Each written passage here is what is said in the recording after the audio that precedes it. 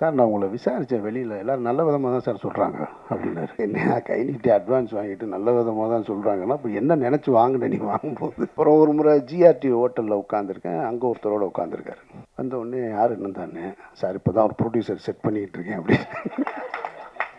உனக்கு மட்டும் எப்படியா இருக்கிறாங்க கரெக்டாக. படம் பார்த்து வெளியே வரும்போது ஒருத்தர் வீடியோ எடுத்துக்கிட்டே இருக்கார் ரெடியா. ஆமாம், அப்படியே கண்ணில் லேசாக அப்படியே கலங்கி வந்தோடனே சார் அழுதுட்டீங்கல்ல. லப்பர் பந்து பார்த்தோம். லப்பர் பந்து கம்ப்ளீட் கமர்ஷியல், அது நான் ரொம்ப ரசித்து பார்த்த படம். ஆனால் மனசுக்கு ரொம்ப நெருக்கமாக இருந்தது வாழைக்கு பிறகு இந்த படத்தை தான் நான் பார்க்குறேன். இந்த படம் தமிழ் சமூகத்திற்கு அவசியமான படம்னாரு, மனித சமூகத்திற்கு அவசியமான படம். கனி வந்து ஒரு தேர்ந்த நடிகனாக மாறிட்டான். வாழ்த்துக்கள் கனி. நிறையா பேர்த்துக்கு அப்பாவாக நடிச்சிருக்கேன்னா எனக்கும் அப்பா ஒரு படத்தில் நடிச்சுன்னா நல்லாயிருக்கும், அந்த ஆசையும் தெரிவிச்சுங்க. நந்தா பெரியசாமி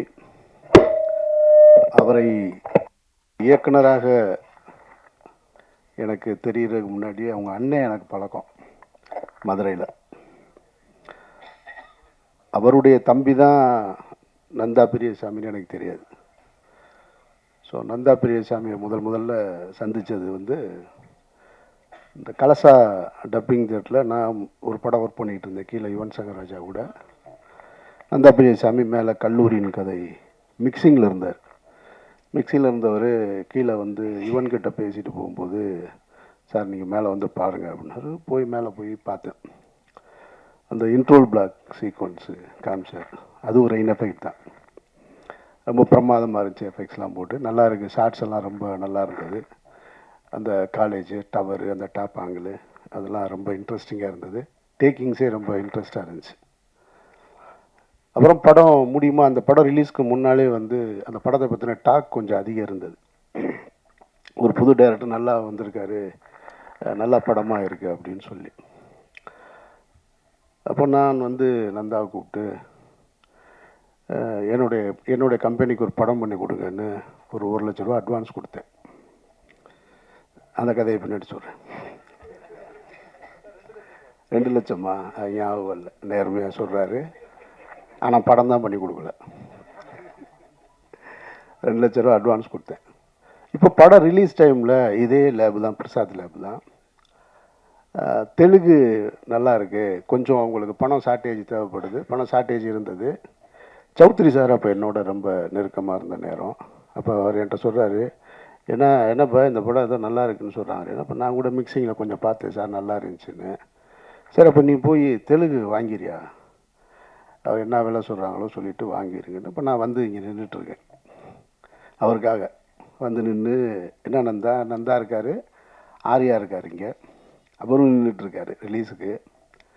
எல்லாருமே நிற்கிறாங்க. அப்போ நான் கேட்குறேன் நந்தாவை கூப்பிட்டு, பணம் ஏதாவது ஷார்ட்டேஜ்னா, சௌத்ரி சார் பணம் கொடுத்துருக்காரு, அது செக்கு கொடுத்துருக்காரு, ஐயா போய் வர சொல்லியிருக்காரு, எதுனாலும் கொடுத்துக்கலாம் அப்படின்னு, நீங்கள் யோசிக்காதீங்க கொடுத்துருங்க அப்படின்னு. அவர் தம்பிராமையா அண்ணன் சொன்னது மாதிரி அவர் அப்படி தான் பேசுவார். அப்படியா சார், அது சொல்லிடுங்க சார், நான் அது என்ன அவங்க ப்ரொடியூசர் பேசிகிட்டு இருக்காங்க சார், நான் பார்த்துக்கலாம் சார். என்ன நடிக்கிறானா இல்லை உண்மையாக? இப்போ வரைக்கும் அப்படி தான். இதே மீட்டரில் அந்த விரலை வேறு இப்படி வச்சுக்கிடுவார். அவர் இப்படி தான் பேசுவார். அப்போ எனக்கு என்னென்னா, ஒரு பெரிய ப்ரொடியூசரு தெலுங்கில், அப்போ ஒரு சௌத்ரி சார் சூப்பர் குட்டில் தெலுங்கில் ரீமேக் பண்ணிக்கிட்டு இருந்த டைம், நிறைய படங்கள் பண்ணிக்கிட்டு இருந்தாங்க. கொடுக்க வேண்டிய நந்தான்னு. அப்புறம் அவர் தெரில. அப்புறம் நான் கொஞ்ச நேரம் நின்று பார்த்துட்டு, நமக்கு ரொம்ப நேரம் நிற்கிறதுக்கு வேலைக்கு ஆகாது, நான் கிளம்பிட்டேன். அப்புறம் படம் ரிலீஸ் ஆயிடுச்சு. வழக்கம் போல் தான் நம்ம ஒரு பெரிய எதிர்பார்ப்போடு இருக்கும் பொழுது அந்த எதிர்பார்ப்பு கம்மியாகும் பொழுது அங்கேருந்து இதுக்கு இடையில் ஒரு சத்தியம் தேட்டரில் ஒரு படம் பார்க்க போயிருக்கேன். அப்போ அங்கே பார்த்து என்னை இன்ட்ரோவில் பார்த்துருக்காரு நந்தா. பார்க்குறாரு. பார்த்துட்டு, சார் ரிலீஸ் ஆகலை இன்னும் சார், நான் உங்களை விசாரித்தேன் வெளியில், எல்லோரும் நல்ல விதமாக தான் சார் சொல்கிறாங்க அப்படின்னாரு. என்ன கை நீட்டி அட்வான்ஸ் வாங்கிட்டு நல்ல விதமாக தான் சொல்கிறாங்கன்னா, இப்போ என்ன நினச்சி வாங்கினேன் நீ வாங்கும்போது? சரி, நான் நினச்சி சிரிச்சுக்கிட்டேன். சரி, மதுரைக்காரங்க அப்படி தானே இருப்பாங்க அப்படின்ட்டு. அப்புறம் அதுக்கப்புறமா வந்து அந்த படம் எதிர்பார்த்த ஒரு வெற்றியை பெறலை. ஆனால் ஒரு அடையாள படமாக இருந்துச்சு. பாட்டு நல்லா இருந்தது, ஆர்யா நல்லா இருந்தார், டேக்கிங்ஸ் நல்லா இருந்தது. அப்புறம் நான் வந்து இந்த யோகியை தொடங்கும்போது, சுப்பிரமணிய சிவா என் கூட சேர்ந்து யோகியை தொடங்கும்போது, நந்தா தான் என் கூட வந்து இருந்து அந்த படத்துக்கு முழுக்க முழுக்க கோ டைரக்டராக ஒர்க் பண்ணார் யோகியில். ஆனால் அப்போ சொன்னார், சார் இந்த படம் வேணாம் சார் உங்களுக்கு அப்படின்னாரு. நான் சொன்னேன் இல்லைன்னு. 2 பேர் தான் எனக்கு அந்த படம் வேணான்னு சொன்னது. ஒன்று பொன்வண்ணன் சார் சொன்னார், இன்னொன்று நந்தா சொன்னாங்க. நான் சரி இல்லை கமிட் பண்ணிட்டேன் நான் சுப்பிரமணிய சிவாவுக்கு. பிக் பின்னு ஒரு மலையாள படத்தை ரீமேக் ரைட்ஸ் வாங்கி பண்ணுறதா இருந்தோம். அதை எடுக்கலான்னு சொல்லி எடுக்கும்போது இல்லை வேணாம் இன்னொரு கதை பண்ணலான்னு சொல்லிட்டு நான் கனி எல்லாம் போய் உட்காந்து மதுரையில் பாண்டியன் ஹோட்டலில் உட்காந்து ஒரு அருமையான ஒரு ஸ்கிரிப்ட் கனி அடிக்கடி சொல்லுவான், அந்த படத்தை எடுக்காமல் விட்டீங்களேண்ணே நீங்கன்னு. ஒரு நல்ல கதையை எல்லாம் எடுத்து முடிச்சுட்டு எழுதி முடிச்சுட்டு சாங்லாம் கம்போஸ் பண்ணியாச்சு. முடிச்சுட்டு வரும்போது சுப்பிரமணிய சிவா திருப்பி வந்து அண்ணே இந்த வேற ஒரு படம் பண்ணுவோம்னு ஆரம்பிச்சார். சாங்கெல்லாம் கம்போஸ் பண்ணியாச்சு, இப்போ வந்து இதுன்னு அப்படி மாறினது தான் அந்த யோகி. அப்போ சொன்னார், பொன்வனனும் சொன்னார் வேணான்னாரு, நந்தாவும் வேணான்னாரு. ஆரம்பிச்சிட்டோம், சரி ஒரு டைரக்டர் கமிட் பண்ணிட்டோம், அனௌன்ஸ் பண்ணியாச்சு, நிறுத்த வேணான்னு அப்படி எடுத்தோம். அதில் நடிச்சிருப்பார் நந்தாவில், இது யோகியில் நந்தா நடிச்சிருப்பார். இப்படி தான் நந்தாவுடைய எனக்கு ஒவ்வொரு படம் பண்ணும்போதும் ஆனால் அவர் முயற்சியிலே இருப்பார், எதையாவது புதுசாக பண்ணணும்னா அப்புறம் சார் இந்த இடம் விட மாட்டேன் சார், இந்த இடம் பாருங்கள் வேறு படம் பண்ணுறேன் பாரு அப்படின்னு மாற்றி யோசின்னு ஒரு படம். அப்புறம் மாற்றி யோசின்னு படம் பண்ணார் பயங்கரமாக. ரொம்ப ஆனால் நம்பிக்கையோடு தான் பேசுவார் ஒவ்வொரு படத்தையும். அப்புறம் நான் படம் பார்த்துட்டு ஐயா டைட்டிலை மட்டும் மாற்றி யோசிச்சிருக்க, படம் கொஞ்சமாவது மாற்றி யோசிக்க மாட்டியாங்க நீ, என்ன இப்படி பண்ணுற.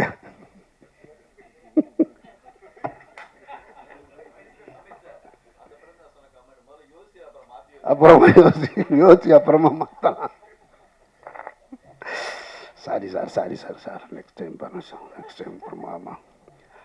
அப்புறம் ஒரு முறை ஜிஆர்டி ஹோட்டலில் உட்காந்துருக்கேன், அங்கே ஒருத்தரோட உட்காந்துருக்காரு. நான் சாப்பிட உட்காந்துருக்கேன், வேகமாக வந்துட்டார். வந்த உடனே யார் என்ன தானே சார் இப்போ தான் ஒரு ப்ரொடியூசர் செட் பண்ணிக்கிட்டு இருக்கேன் அப்படின்னு. உனக்கு மட்டும் எப்படியா இருக்கிறாங்க கரெக்டாக.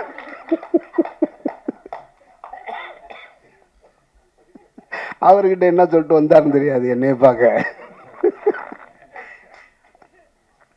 அவர்கிட்ட போய் உட்காந்து அவர் ஒன்றே என்கிட்ட கேட்டார். அவர் ஒன்று என்னை பார்த்த உடனே சார் அமீர் சார்னா சார் வணக்கம் சார், பேசிகிட்டு இருக்கேன் சார், நாங்கள் எப்படியும் பண்ணிடுவோம் சார்னாரு. சரி ரைட்டு. இப்படி ஒவ்வொரு படம் பண்ணும்போது அப்போ நான் சொல்லுவேன், படம் முடிஞ்சதுக்கப்புறம் சார் பார்த்தீங்களா சார் படம்னார். பையா ஏதாவது சும்மா அப்படி பண்ணிட்டு. எனக்கு என்னென்னா சினிமாவில் வாய்ப்புகள் வந்து எப்போவாது, இதே கோடம்பாக்கத்தில் 1,00,000 பேர் தெரியுறான் வாய்ப்பு கிடைக்காம. இப்போ வாய்ப்பை சரியாக பயன்படுத்த வேண்டிய பொறுப்பு இயக்குனருக்கு இருக்குது. ஒரு முதலாளி பணத்தை எங்கேருந்து வேணாலும் எடுத்துகிட்டு வந்துடுறாரு. ஒரு தடவை மிஸ் ஆகலாம், 2 தடவை மிஸ் ஆகும், ஒவ்வொரு தடவைமா உனக்கு மிஸ் ஆகும் அப்படின்னா இல்லை சார் எங்கேயோ ஒரு ராங் கால்குலேஷன், அது இந்த தடவை சரியாக வரும் சார் இந்த இடம். அப்புறம் இப்போ இந்த ஹிந்திக்கு ஸ்கிரிப்ட் எழுதினார், அடுத்த கட்டத்துக்கு போயிட்டார். ஆனால் என்னென்னா நந்தா கிட்ட அந்த உழைப்பு, அந்த முயற்சி, அந்த தேடுதல் இருந்துக்கிட்டே இருந்தது. அது நான் கனிக்கிட்ட பார்த்துருக்கேன். கனிய தொடக்கத்துலேருந்து எனக்கு தெரியும். அவனுடைய தேடுதல், அவனுடைய பர்த்திவீரன் ஷூட்டிங்லாம் திட்டு வாங்கிட்டு கோச்சிட்டு வந்துட்டான், காய்ச்சல் வந்துருச்சு அவனுக்கு. அப்புறமா திரும்ப வந்து அந்த அந்த ஈகோலாம் பார்க்காம திரும்ப தேடிக்கிட்டே இருப்போம், ஏதாவது ஒரு வேலை செஞ்சுக்கிட்டே இருப்போம். அது நந்தாக்கிட்ட இருந்தது. அப்புறம் இப்போ இந்த படம் இப்போ சொன்னார் சார், இந்த மாதிரி இப்போது சார் நீங்கள் விரும்புகிற மாதிரி ஒரு படம் எடுத்திருக்கேன் சார், நீங்கள் கண்டிப்பாக இந்த இடம் உங்களுக்கு பிடிக்கும், நான் உங்களுக்கு காட்டுறேன் சார். எத்தனை தடவை தான் என்னை ஏமாற்றுவேன்னு தெரில அப்படின்னு நினச்சி தான் அந்த படம் போய் பார்த்தேன். படம் உண்மையிலே படம் எனக்கு ரொம்ப நெருக்கமாக இருந்தது, பிடிச்சிருந்தது. இந்த படம் பார்த்துட்டு அழுதுன்னு சொன்னதில் பாதி உண்மை, பாதி வந்து கொஞ்சம் தூக்க கலக்கம் வேறு இருந்தது, அதனால் லேசாக கண்ணு கலங்கி இருந்துச்சு. அதில் நந்தாவோட புத்திசாலித்தனம் என்னென்னா, படம் பார்த்து வெளியே வரும்போது ஒருத்தர் வீடியோ எடுத்துக்கிட்டே இருக்கார் ரெடியா. ஆமாம், அப்படியே கண்ணு லேசாக அப்படியே கலங்கி வந்தோடனே சார் அழுதுட்டீங்கல்ல.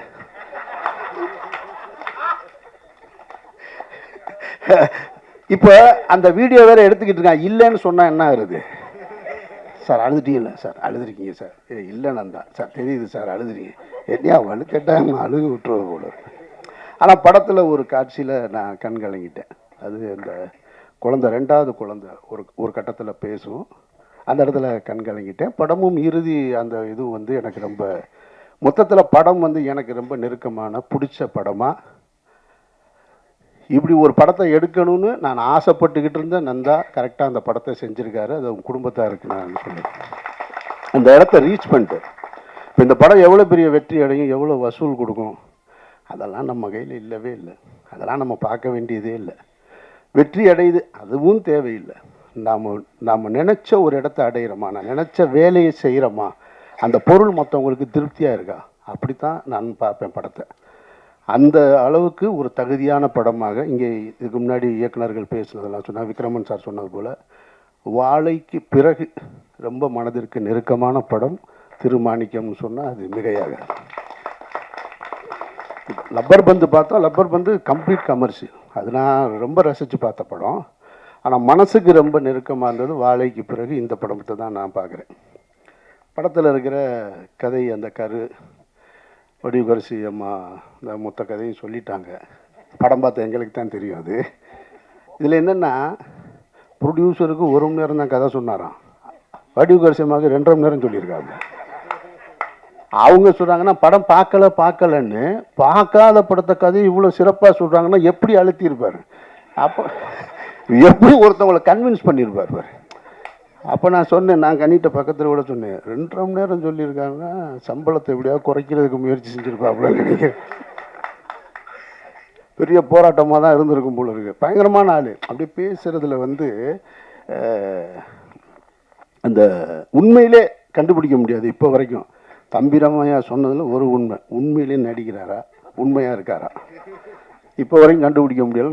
நான்லாம் ஒரு ஆள்கிட்ட கொஞ்ச நாள் பழகினா தெரிஞ்சிடும். கண்டுபிடிக்க முடியாத ஒரு ஆளாக ஒரு மிஸ்ட்ரியிலே இருக்கிறது நந்தா பெரியசாமி.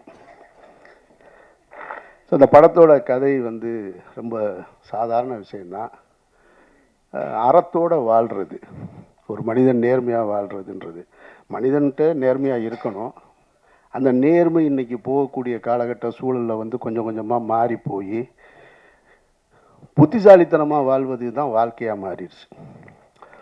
ஒரு போலீஸ் குவார்ட்டர்ஸ்குள்ளே போய் ஒரு நேர்மையான போலீஸ்காரன் ஒத்தையால் வாழ்கிறது ரொம்ப கடினமானது.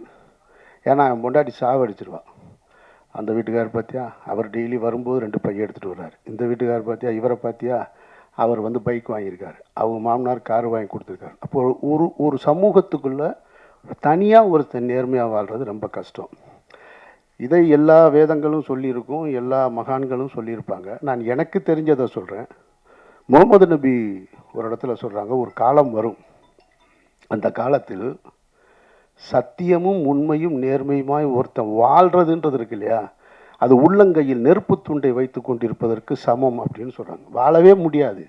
இங்கே உண்மையும் பொய்யும் கலந்துருக்கும்.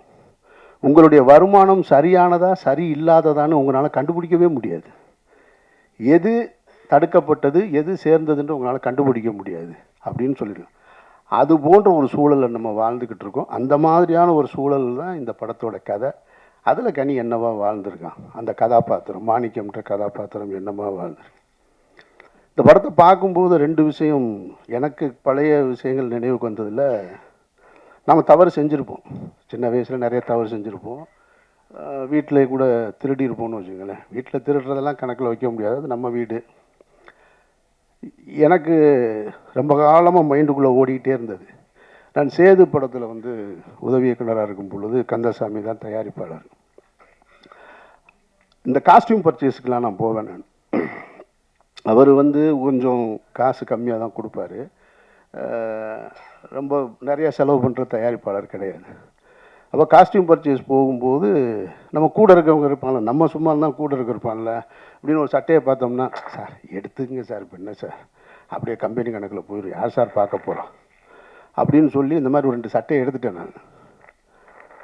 இப்போ இந்த படம் பார்த்தோடனே கந்தசாமி அவனை பார்த்து அந்த சட்டைக்கான காசை கொடுக்கணும்னு தோணிடுச்சு. இது எப்படி கொடுக்காம போகிறது அப்படின்ற ஒரு இதை கொஞ்ச நாளாக மனசில் வச்சுருந்தேன், கொடுப்போம்னு. அப்புறம் இன்னொரு புத்தி ஒன்று சொல்லும்ல, இவர் சம்பளமே கொடுக்கல, இவர் அதனால் நான் கழிச்சுக்கலாம் அப்படின்னு நம்மளை நாமளே தேத்திக்கிடுவோம் இல்லையா. அதுதான் அனன்யா கதாபாத்திரமாக இருக்குது. அதாவது 2மா இருந்து கத்தி மேலே நடக்கிற மாதிரி. இப்போ கந்தசாமியான பார்த்து 2 சட்டை, இப்போல்லாம் 20 சட்டை 20 வேஷ்டி எடுத்து அவர் கையில் கொடுத்துட்டு மன்னிச்சிருங்கன்னு கேட்கணும் போல இருக்குது. அப்போ படம் பார்த்த உடனே அந்த தாக்கத்தை ஏற்படுத்துது. அதே போல் என்னுடைய கல்லூரி காலம் முடிஞ்ச உடனே என்னுடைய நண்பர் ஒருத்தருடைய கடையில் எனக்கு வேலை கொடுத்தார். ரொம்ப நெருங்கின நண்பர். அவர் பேர் வந்து தாளமுத்து. அப்போது சிகரெட்டுக்கு காசு வேணும் இல்லையா, சிகரெட்டுக்கு காசு இல்லாமல் அப்போ மதுரையில் அந்த கீழமாசீதி பஜார் இருக்கும். அந்த பஜாரில் பார்த்தீங்கன்னாக்க சில்லறைன்னு தனியாக கொண்டு வந்து கொடுப்பாங்க. சில்லறை கிடைக்காது. இந்த 4 8 சேர்த்து வச்சு ஒரு பொட்டமாக கட்டி கொடுப்பாங்க. அது லிங்குசாமிக்கு தெரியும்னு நினைக்கிறேன். இந்த மாதிரி சில்லறை கொண்டு வந்து கொடுத்தா அதுக்கு ஒரு கமிஷன் கொடுக்குறது. அந்த மாதிரி வாங்கி சில்லறை வாங்கி வைப்பாங்க. அப்போ சிகரெட்டுக்கு காசு இல்லைன்னா என்ன செய்வேன்னா, அப்படி பீரோவில் சில்லறை போட்டுன்னு இருக்கும் அப்படின்னு ஒன்று எடுத்துகிட்டு கிளம்பிடுவேன் நான். அது ஒரு 25 ரூபா 4 நாவாக இருக்கும். கொண்டு போய் 4 நாவாக கொடுத்து கிங் சைஸ் தான் வாங்கி குடிக்கிறது. திருண்ண காசுலேயே கிங் சைஸு. இப்போ அது யோசிக்கிறேன் நான். இப்போ அந்த நண்பர்கிட்ட போய் சொல்லணும், அப்போ அவங்க கடையில் நான் சில்லறை காசு திருடி இருக்கேன், சத்தியமாக அவங்ககிட்ட நான் திருப்பி கொடுத்துட்டு இல்லைன்னா மன்னிக்கவாது செய், ரெண்டில் ஏதாவது ஒன்று அப்படின்னு.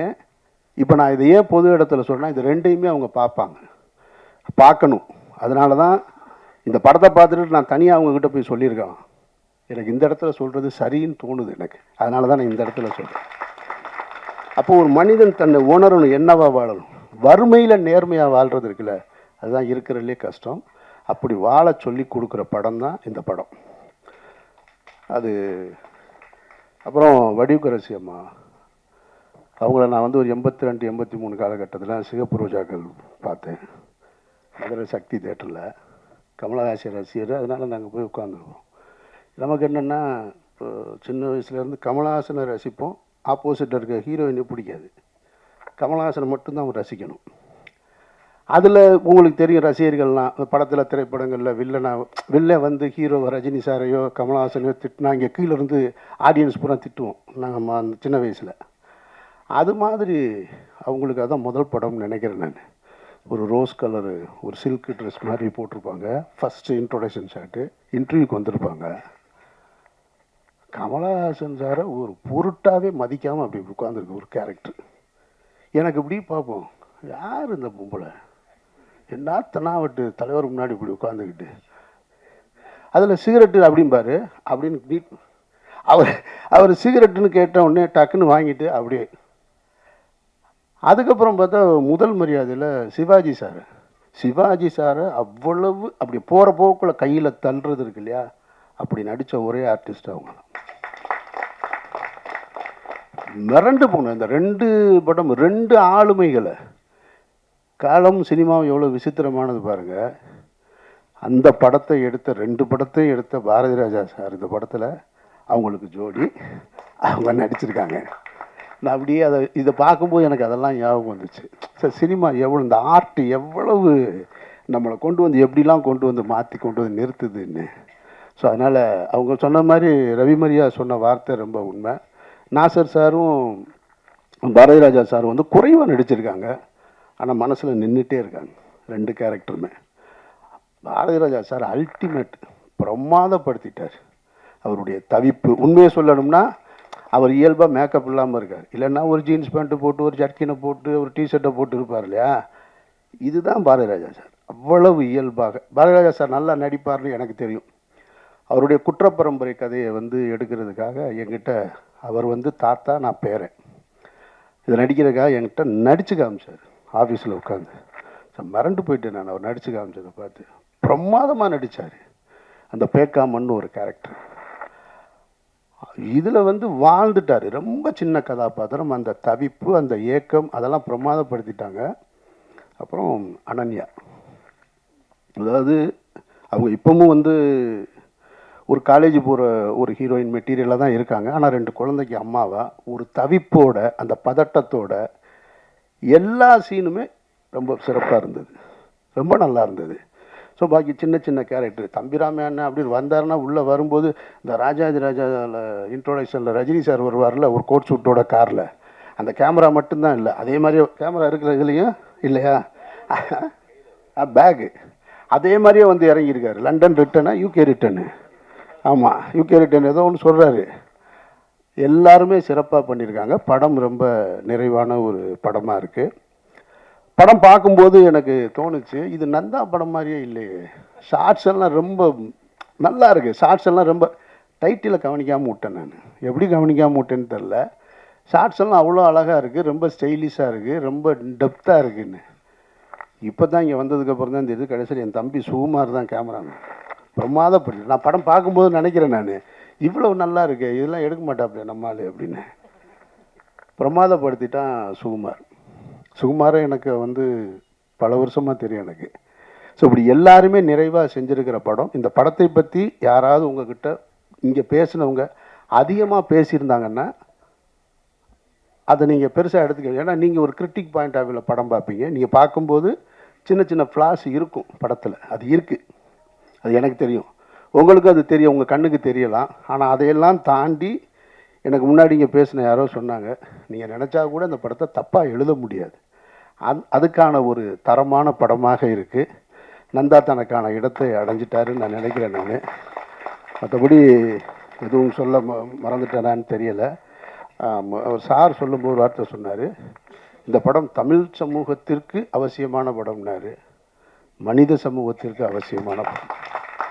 எந்த சமூகமாக இருந்தாலும் நேர்மையாக உண்மையாக வாழணுன்றது அதுக்கான படம். படம் ரொம்ப நிறைவாக இருக்குது.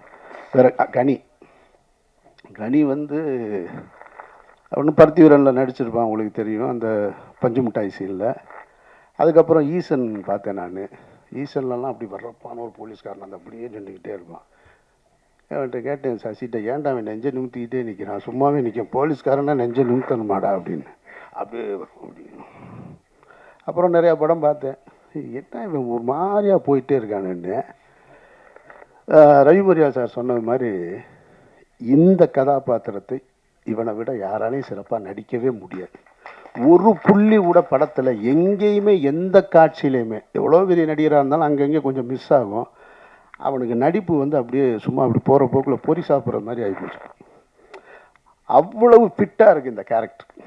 படத்தின் முதல் காட்சியிலேருந்து கடைசி வரைக்கும் ரொம்ப ஃபிட்டாக இருக்குது. கனியை தவிர இந்த கதாபாத்திரத்தை யார் செஞ்சுருந்தாலும் சரியாக வந்திருக்காது. கனி வந்து ஒரு தேர்ந்த நடிகனாக மாறிட்டான். வாழ்த்துக்கள் கனி. நிறையா பேர்த்துக்கு அப்பாவாக நடிச்சிருக்கேன்னா எனக்கும் அப்பா ஒரு படத்தில் நடிச்சுன்னா நல்லாயிருக்கும், அந்த ஆசையும் தெரிவிச்சுக்கிறேன். மற்ற எல்லாரையும் பற்றி சொல்லியாச்சுன்னு நினைக்கிறேன். படம் ரொம்ப சரியான நிறைவான படம், வேறு ஒன்றும் சொல்கிறதுக்கு இல்லை. இந்த திருமாணிக்கம் கரெக்டு தான். அது அந்த ஒரு டைட்டில் இருக்கு இல்லையா, அந்த திருன்ற டைட்டில், அது மரியாதைக்குரிய ஒரு சொல் இருக்கு இல்லையா, அது மரியாதைக்குரிய சொல், மரியாதைக்குரிய படத்தில் வந்து சேர்ந்துருக்கு. நந்தா, வாழ்த்துக்கள். இவ்வளோ நேரம் காத்திருந்த எல்லோருக்கும் உங்களுக்கு என்னுடைய நெஞ்சார்ந்த நன்றிகள். நன்றி.